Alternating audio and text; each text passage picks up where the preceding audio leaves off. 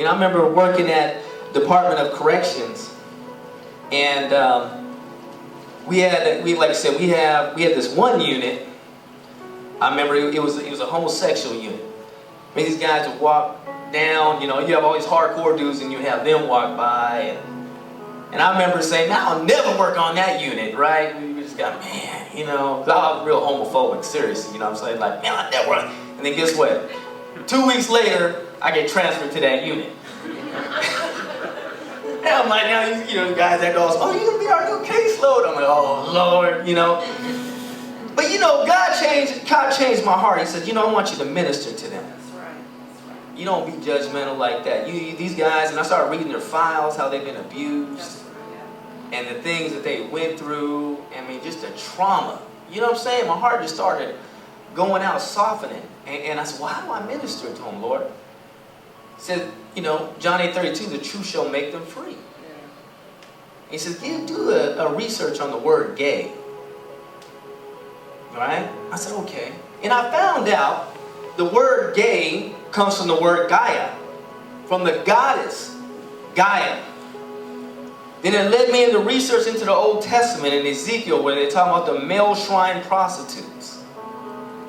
And how God commissioned the judges, right? And the prophets and the kings. Get rid of the male shrine prostitutes. You know, I used to read that all the time. I was, who are the male shrine prostitutes? Then I found out that what they would do is that the male shrine prostitutes in Israel, the children of Israel, were involved in this. You know, when they got captive in Babylon and they were captive in Egypt. And basically they'd get up on a tall hill, right? They always want to be on a high place. And they would erect in back of them a phallic pole. You know what a phallic pole is? The Washington Monument. Did you know Christians were trying to protest the Washington Monument? Why? That is Osiris's male organ. Okay? And it's like, where did that come from? And you know, you look at the dome, who is that? That's Isis's womb, the Queen of Babylon's womb. And that is his male organ right on the side. But you notice that we're never taught that in, like I said, in our school system. Why? Because the Rockefellers, who are Luciferians, created the general education in 1904. So that's why you never learn what's on the dollar bill or anything like that. Because that's what the cult does. They hide secrets in plain sight. Well, anyway, the men of Israel would be walking through the land, and they look on this hill, and they see this phallic pole, or sometimes they put a tree behind them. That also would represent a phallic pole, or the male organ. And they'd have a tent in front. And, you know, the male prostitute would be sitting out in front. And the men of Israel would be like, hey, what you doing up there? Well, I'm paying homage to the goddess Gaia, G-A-I-A. Why are you doing that?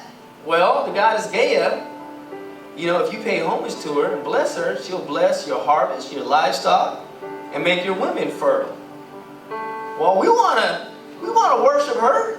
Well, how do we do that? Well, come up this hill, come in this tent, and I'll show you how. Oh, no. And so there was abominable acts going on in that tent.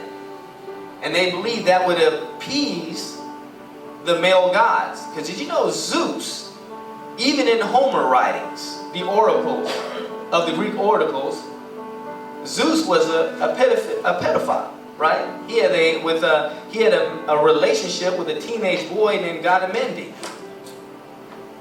Okay, that's where you got all this new perverted type stuff's coming out. Because a lot of this stuff comes from Greek mythology. But they believed when they did that the male gods, right, constellation, which were really fallen angels, would then pour their semen into Mother Earth. That's where you get the term Mother Earth, also known as Gaia. Wow. And then she would produce a blessing. It was called Gaia Worship. Later on, in the homosexual movement, they changed it to try to hide it again to G-A-Y. And you know, you'd be amazed when I explain that story to anyone that's in bondage to that lifestyle, how receptive they are. I've never had one of them get mad at me, get angry with me. I've had many of them, can you pray for me? I don't want to do this. Because I'll say, you know what, look me in my eye and you tell me if this is okay with your God-given conscience. I said, can you look me in my eye right now for longer than 5 seconds and tell me? None of them can do it. Wow. And they'll just look away and say, you're right, But you see how receptive. He said, God made Adam and Eve, not Adam and Steve. That doesn't work. Yeah. Because that spirit is as real as any other spirit. You see? And a lot of people walk in self-righteousness. Well, at least I'm not that way. Yeah, but you got pride. You got something else. Right. You see? But a lot of times, if you just explain to them that, I had that at one time at a restaurant. I had a gay waiter and stuff like that. I explained that. But they were receptive. People want prayer when you want that. Because a lot of them, they don't want to be like that. Can somebody be born gay? What about generational curses? Don't always say they can't. Excellent. Maybe they are. Yeah, that's right. We just say, no, they can't. Well, what if that spirit flows into the next generation? You guys heard generational curses? Yeah. Seen that, little 2-year-old boy just walking real, on his tippy toes and everything like that. Right? And it's like, but that can happen. And a lot of times, that's why a lot of them commit suicide. Nobody understands them. Right. Trying to tell you this, but you're not listening. Oh, you need to just be a man. Be a lady. Right? There's things called, the Marin spirit. That's like demons that, a demonic kingdom that's really well known in Africa and even Brazil. Do some research on called the Marin kingdom. Because the devil operates not only on land, but in the sea and in the air. Okay? And they got things called spiritual husbands and spiritual wives, where demons will come and just possess someone and just take ownership. And it's like they'll always their marriage will always be messed up. It's like generational curses through marriage after marriage after marriage. I don't have time to go into that, but we prayed over that, and we've seen people just manifest. Sometimes these spirits will start speaking out.